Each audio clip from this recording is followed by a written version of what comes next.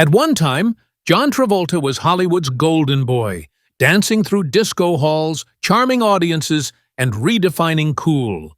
But then, he seemed to vanish. What happened to the man who once ruled the screen?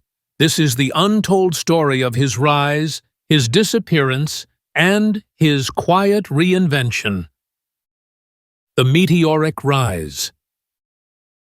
In the golden haze of the late 1970s, a young man from Englewood, New Jersey, seemed destined to light up the world.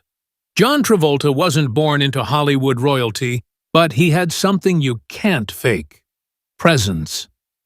When he first appeared on television in Welcome Back, Kotter, he wasn't just another face in a sitcom ensemble. He was the one you remembered the moment the credits rolled. With that crooked smile and cool swagger, Travolta made Vinnie Barbarino a household name, and people everywhere knew that a star had arrived. Hollywood didn't take long to notice. In 1977, Travolta strapped on a white polyester suit, stepped onto a glowing dance floor, and changed pop culture forever. Saturday Night Fever wasn't just a movie. It was a phenomenon. Audiences didn't just watch Travolta dance, they lived through him. He embodied youth, ambition, and the restless energy of a generation searching for identity in the disco era. One critic famously wrote, "Travolta didn't act, he hypnotized." The film earned him an Academy Award nomination, a rare feat for someone so young and still so fresh to stardom. But Travolta wasn't just stopping there. Just a year later, he would prove he wasn't a one-hit wonder. In 1978, he slicked back his hair, zipped up that leather jacket, and became Danny Zuko in Grease. With Olivia Newton-John by his side, he turned what could have been a simple musical into one of the most beloved films of all time. To this day, people still sing those songs and mimic those dance moves. Travolta had become an international superstar, someone who seemed untouchable, a man whose face defined an era. At this peak, Travolta had something many actors never achieve: control. He was not just a player in Hollywood's game, he was a power broker, picking scripts, shaping projects, and actively managing his public image. Fame gave him money, and money gave him freedom. He bought airplanes, became a licensed pilot, and built a high-flying lifestyle that mirrored the characters he played. As one close friend recalled, John wasn't pretending to live the dream, he really was living it. But Hollywood is unforgiving. For every star that rises, the spotlight has a way of shifting. Travolta, confident in his success, began to make choices that would define the next chapter of his career. Choices that, sadly, would pull him down from his throne. Because even for someone who seemed larger than life, the wrong movie could shrink a legend overnight.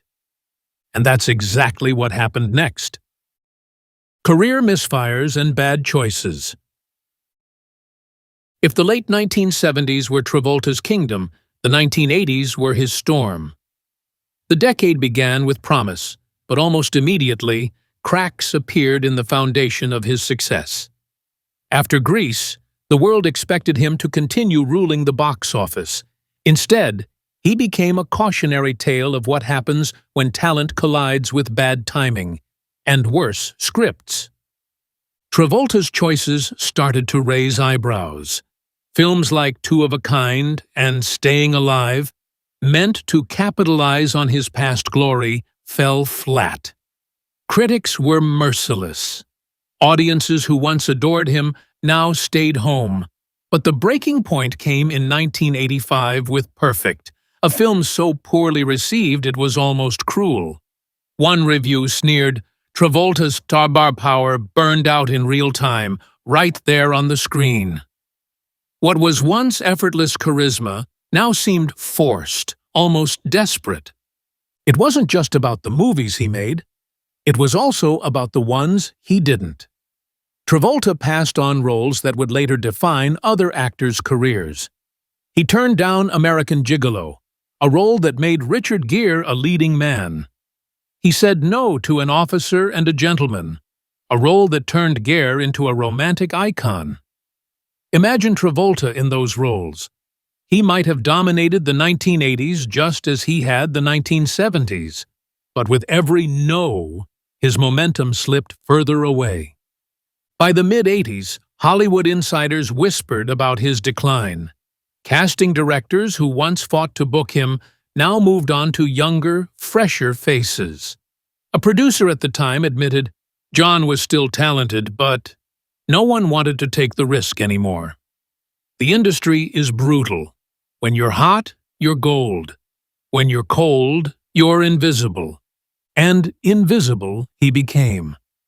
Instead of starring in major blockbusters, Travolta drifted into films that barely registered, projects that failed to reignite the magic. He had gone from superstar to struggling actor in the span of just a few years. For audiences, it was jarring. For Travolta, it must have felt like exile. Hollywood doesn't forgive easily, and once the buzz fades, it's nearly impossible to get it back. The man who once danced his way into history now found himself sidelined, almost forgotten. His name more likely to appear in a "whatever happened to the" article than on a marquee. But destiny, as always, has a sense of irony. Just when Travolta seemed written off for good, a filmmaker with a love for broken icons would come along to change his story. And that man was Quentin Tarantino. Invisible for years. By the late 1980s, the man who once electrified the world with disco swagger and leather jacket bravado had become something of a ghost in Hollywood. John Travolta, who had seemed untouchable after Saturday Night Fever and Grease, now watched as his star dimmed to a faint glow. The cameras still rolled occasionally, but the spotlight had shifted. And for many, Travolta slipped from superstar to afterthought. His career, once defined by iconic hits, was now littered with films that barely made a ripple. The mid to late 80s gave audiences half-hearted projects that critics dismissed and fans ignored. Travolta appeared in films like The Experts, 1989, which not only flopped, but was quickly forgotten. Even when he landed parts, the roles lacked the spark that had once made him magnetic. One critic put it bluntly, Travolta went from headlining events to filling up the back of the video store shelf. The industry's view of him shifted dramatically. Casting directors, who had once begged him to sign on, now whispered that he was a risk, too many flops, too little momentum. In a business obsessed with the next big thing, Travolta suddenly looked like yesterday's news. A producer even remarked, "In Hollywood, you're either the new star or the old story." By the 80s, John was the old story. What made it worse was the comparison to his peers. The actors who had once chased him for roles were now dominating the box office. Richard Gere, Tom Cruise, Harrison Ford. Travolta, meanwhile, was showing up in smaller projects and TV movies, a far cry from the dazzling premieres of his disco days. His face, once splashed across magazine covers, began fading into the "where are they now" category. Even his attempts at reinvention didn't quite stick. The Look Who's Talking films in the late 80s and early 90s gave him brief flashes of relevance, but they weren't the kind of prestige projects that restored careers. They were light comedies, fun, profitable, but forgettable. And when the franchise fizzled, Travolta seemed to vanish again. Behind the scenes, Hollywood insiders debated his downfall. Was it bad luck? Poor script choices? Or had audiences simply outgrown him? The truth was likely a mix of all three. The disco era that had defined him was long gone, and the sleek, new age of action heroes and high-concept blockbusters left little room for the kind of leading man Travolta once represented. For Travolta himself, it must have felt like exile. The dream life, premieres, headlines, adoration, had been replaced by long silences between projects and constant whispers about his fading relevance. The man who once commanded the world's attention now lived in the background of an industry he once ruled. But destiny, as it often does in Hollywood, had a twist in store. Out of the shadows came a filmmaker with a reputation for reviving the forgotten, a man who loved to dig up old stars and make them shine again. That filmmaker's name? Quentin Tarantino. Tarantino's Rescue. By the early 1990s, it seemed like Travolta's story had already been written. Dazzling rise, painful fall, slow fade into obscurity. Then came an unexpected phone call that would change everything. At the other end of the line was Quentin Tarantino, a rising director with a taste for the bold and the unconventional. Tarantino wanted Travolta for a role in his new film, Pulp Fiction. It was a gamble. Hollywood had already stamped Travolta as washed up, but Tarantino saw something others didn't. He once said, "I didn't just want an actor, I wanted a legend people had forgotten about." And John was that legend against all odds. Travolta landed the role of Vincent Vega, a heroin-snorting hitman with a cool edge and a twisted sense of humor.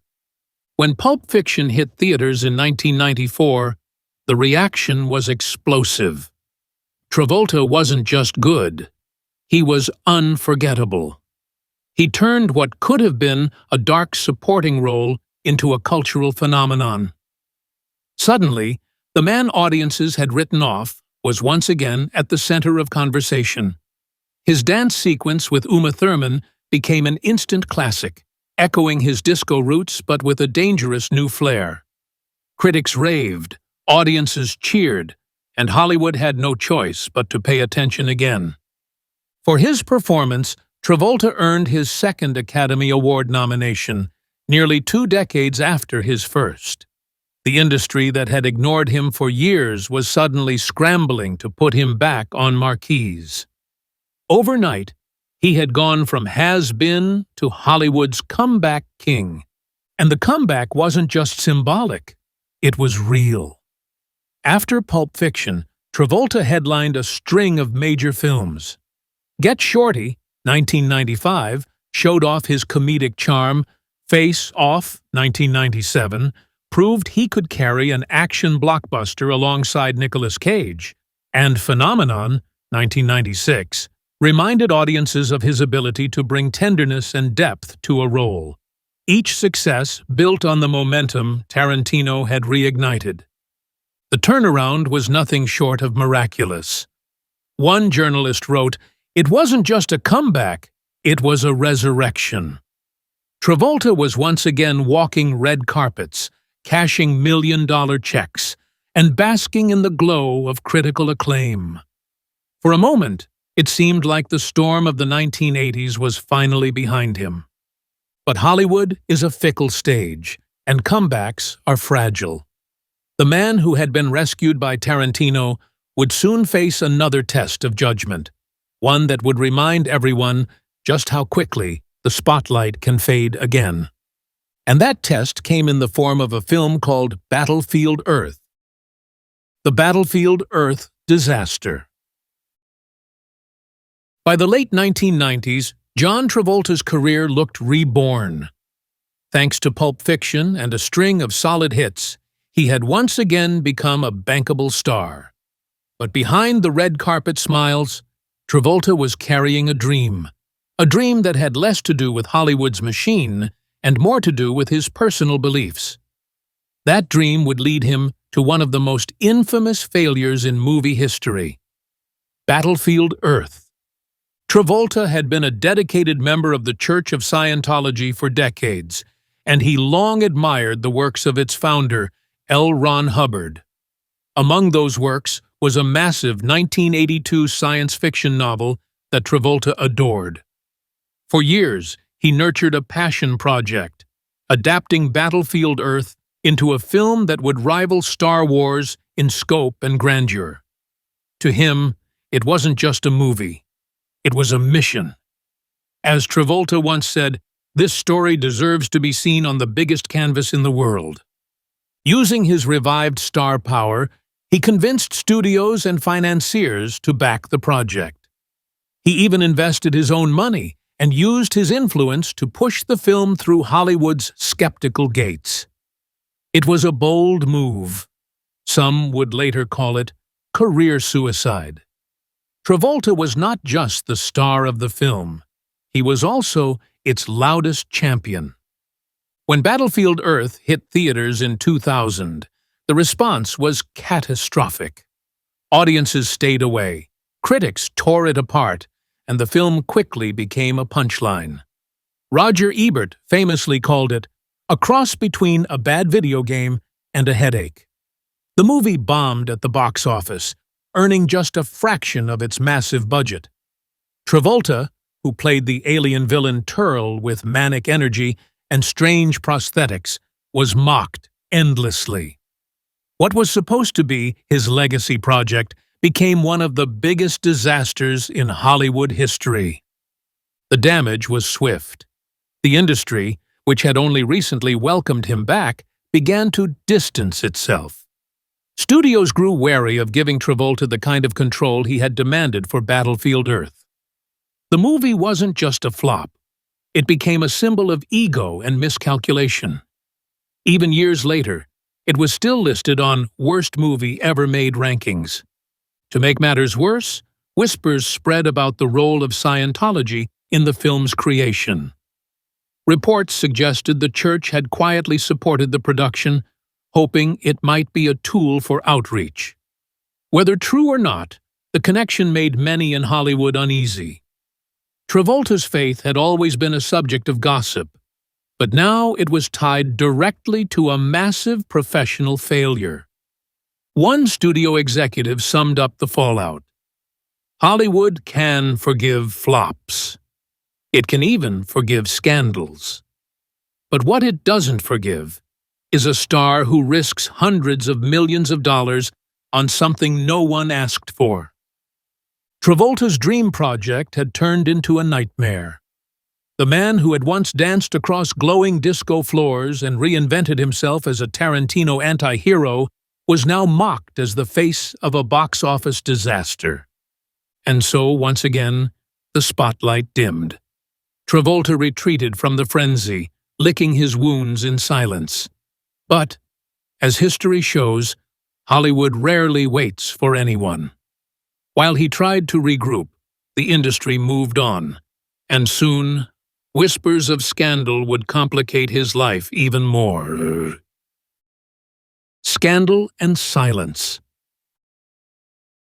After the smoke of Battlefield Earth cleared, John Travolta found himself in a familiar position, adrift.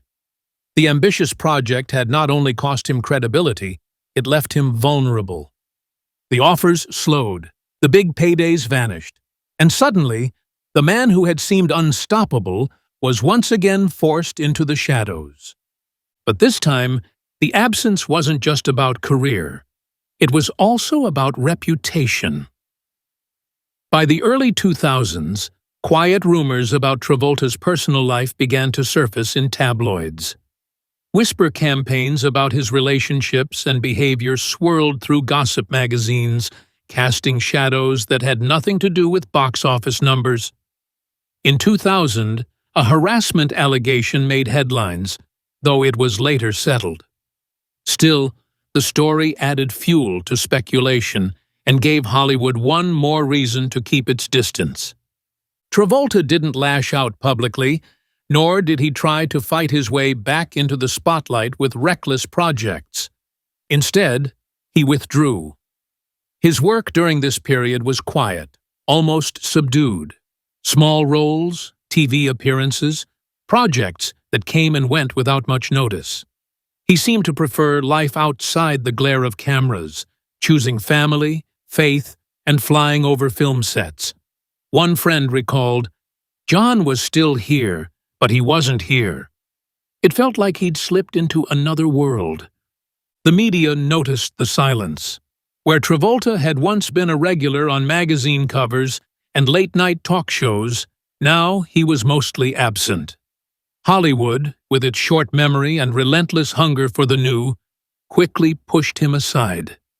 Younger stars like Matt Damon, Leonardo DiCaprio, and Brad Pitt filled the roles Travolta might once have played.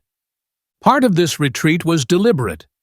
Travolta focused on being a husband and father. His family life, especially caring for his son Jet, became his priority. He poured energy into his passion for aviation, a world where cameras didn't follow and criticism didn't sting. As one pilot colleague noted, up there in the sky, he wasn't a movie star. He was just John, doing what he loved. But for fans, the silence was deafening. The man who had once defined entire decades of pop culture seemed to vanish in plain sight. He wasn't fallen like some tragic figure, nor was he reinvented like other comeback kings. He was simply absent. And that absence made people wonder, had John Travolta finally walked away from Hollywood for good? Yet, as history would prove, it wasn't quite the end. Because life had another twist waiting, one not on a movie set, but in the most painful chapter of his personal story. Personal tragedy and grief. For all the ups and downs of Hollywood, nothing prepared John Travolta for the heartbreak that struck in 2009. Behind the glitz of premieres and the quiet retreat from fame, Travolta's identity was always rooted in one thing: his family. He often said, "My greatest role in life isn't on the screen. It's being a father." That devotion made what happened next unimaginably painful. Travolta's son, Jet, had been diagnosed with autism and a seizure disorder from a young age. Despite the challenges, John and his wife, actress Kelly Preston, showered their son with love and fought to give him a full, joyful life. But on a family vacation in the Bahamas, tragedy struck.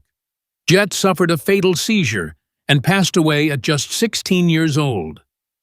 The news sent shockwaves around the world. For fans, it was heartbreaking. For Travolta, it was shattering. One close friend described the aftermath. John looked like a man whose soul had been ripped out. He was lost in his own grief. Hollywood, for once, stopped talking about movies and gossip, and instead mourned with him. The star, who had once symbolized youth and joy, was now a father living every parent's worst nightmare. In the months that followed, Travolta stepped away completely from Hollywood. Projects were put on hold, appearances canceled. His priority was healing with his family. He leaned heavily on Kelly Preston and on his faith in Scientology, which became a central pillar in his grieving process. Within his church, he found both structure and community, even as critics on the outside speculated about how much the religion influenced his coping. But Travolta was not only grieving, he was also searching for a way to keep his son's memory alive. In the years after Jet's death, he founded the Jet Travolta Foundation, dedicated to helping children with special needs. It was a deeply personal mission, a way to turn unimaginable loss into something meaningful. As he explained, "I don't want my son's life to be remembered by tragedy. I want it to be remembered by hope and love." This period of mourning changed Travolta forever. His priorities shifted. His relationship with fame weakened. Acting, red carpets, and Hollywood politics all seemed small compared to the immense weight of personal loss. Instead of chasing roles or clinging to the spotlight, Travolta spent much of the next few years simply being present for his family, raising his daughter Ella, and supporting his wife. Fans noticed the absence, but they also respected it. Travolta's silence wasn't the silence of a fading star. It was the silence of a grieving father. For many, It made him more human than ever before. But grief, like Hollywood, never stands still. In time, Travolta did return to the screen, though not in the same way as before. The comeback wasn't about chasing another Pulp Fiction moment. It was about selecting carefully, moving slowly, and showing up only when it mattered. And that would define the next chapter of his story. Re-emergence. Carefully. When John Travolta reappeared in Hollywood circles after years of grief and retreat, it wasn't with the explosive energy of a comeback king. It was measured, deliberate, and most of all, on his own terms. The man who had once danced across disco floors and traded bullets with Nicolas Cage now approached the industry like a guest, not a resident. His choices reflected this new approach. In 2016, Travolta surprised audiences with his performance as Robert Shapiro in The People vs. O.J. Simpson, American Crime Story. The role reminded critics of his dramatic chops and earned him a Golden Globe nomination. It was a reminder that the old magic was still there, just waiting for the right material. But instead of springboarding into a full-scale Hollywood return, Travolta kept things quiet. He picked smaller projects, indie films, and occasional TV appearances, work that let him stay active without being consumed. One journalist summed it up perfectly. Travolta didn't storm back. He strolled back, carefully and quietly. He was no longer the young star obsessed with image or the middle-aged actor chasing validation. He was a man who had lived through fame, scandal, grief, and survival. And he carried that weight in every role. By this time, Travolta's life had also changed in other profound ways. In 2020, he lost his beloved wife Kelly Preston after her private battle with breast cancer. Once again, the grief was public. And once again, Travolta stepped away to focus on family. He described his life afterward as being in semi-retirement, choosing only the projects that truly spoke to him. Outside of film, he found joy and escape in aviation, a lifelong passion. With his own aircraft and private runway at home, Travolta often traded the sound of applause for the quiet hum of engines in the sky. As he once said, "Flying is where I find peace." Up there, I'm not John Travolta, the movie star. I'm just John. For Hollywood, this quieter presence felt strange. The man who once ruled the box office now seemed content to fade in and out at will. But for Travolta, it was exactly how he wanted it. His re-emergence wasn't about proving anything. It was about balance, about honoring his craft without sacrificing his peace. And that balance is perhaps the most remarkable reinvention of all. Travolta didn't come back to reclaim a throne. He came back to redefine what success meant to him. Not by the size of the paycheck, not by the roar of the crowd, but by the quiet satisfaction of doing what he loves when he chooses to do it. For fans, it was a reminder. John Travolta had never truly disappeared. He had simply stepped out of the spotlight long enough to live life on his own terms. And when he did return, it was as a man who had lost much, but found peace in the process. Passion for flying, not fame. For most actors, the stage is where they feel alive. For John Travolta, it was always the sky. Long before fame, he studied flight manuals and earned his pilot's license. Stardom gave him the means to go further, buying jets, even a Boeing 707, and building a private runway at his Florida estate. Flying wasn't a hobby, it was a lifeline. When scripts dried up, aviation gave him purpose beyond critics and box office numbers. A fellow pilot once said, "When John is flying, he's not the star." He's one of us, calm, focused, and in love with the sky. Travolta often used his wings for good, flying humanitarian missions and serving as a Qantas Goodwill ambassador after 9/11. While peers chased Marvel roles or Oscars, Travolta chose the cockpit. He wasn't disappearing, he was charting a different runway. The quiet legacy. Travolta's career was a roller coaster. Saturday Night Fever, Grease, Pulp Fiction, then flops, scandals, and heartbreak. Yet his legacy isn't failure or fame, it's resilience. Critics remain divided, but fans remember the charisma. Tony Manero strutting, Danny Zuko singing, Vincent Vega dancing. Now, Travolta embraces a quieter life. Actor, father, widower, pilot. As he once said, fame is borrowed. Love is permanent. He didn't vanish. He simply soared to a different sky. So, what's the real reason John Travolta vanished from Hollywood? He didn't fade away. He chose a different orbit.